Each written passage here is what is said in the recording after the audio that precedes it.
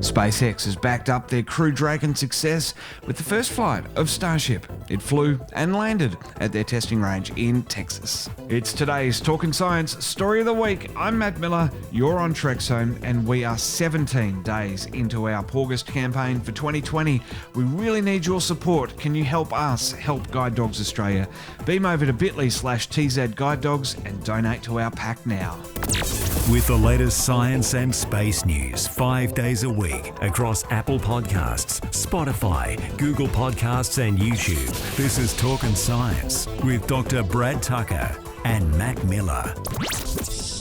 And Brad, finally this week, SpaceX has another successful test under its belt, from landing Crew Dragon to flying Starship. This is pretty impressive. Look, it is, especially when you look at the video and it just looks like a flying grain silo. It's pretty comical in its shape, to be honest. But more importantly, it didn't explode. As we talked about a couple months ago, or maybe about 2 months ago, they were having a bad run with the pressure tests of these Starship prototypes and their propensity to go kaboom on the launch pad. So it was great that not only is that maybe solved, but as you said, they actually got a launch out of it and were able to get about 150 meters height, which is, it's not into space, but it's a baby step. Absolutely. And not only did it launch and go up 150 metres and sort of hover there for a little bit, it also landed successfully without blowing up. It's something that it took them a long time to do with Falcon. It really is, right? When we talk about Falcon 9, we talk about how reliable and successful it is, which is fantastic. There is history there. It takes time, it takes perfection, it takes design, and eventually you do get there. And as you said, it was great that the entire thing launch hovering like a grain silo UFO, which is, again, it was really cool, but slightly weird. And then landing successfully, something that, as you said, it took Falcon 9 a while to get. It was great to see that they were able to do that and got it to work. Now, while I say that SN5 was the first to get off the ground, it's technically not true. Starhopper, which was another Starship prototype, did manage to have a few brief flights in the US summer of 2019. But this is the first grain silo to take flight.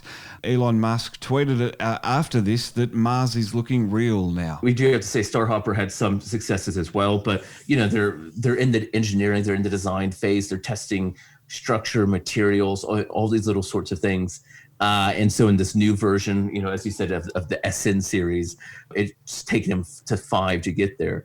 But is Mars tomorrow? No. Is Mars probably next decade? Yeah. If they keep having the successes that they're having now, obviously you want to have multiple things in parallel. You don't put all of your eggs in one basket. You don't just focus on one thing. You try and do a few different things at different steps or different stages. And that's exactly what SN5 represents. And when it finally gets there and is off to Mars, it's going to be paired with a whole bunch of Raptor engines, 31 of them in fact, to combine the super heavy rocket, which is the Falcon 9 on steroids, I reckon. Yeah, it's the Arnold Schwarzenegger of rockets. Let's be serious. It will break you.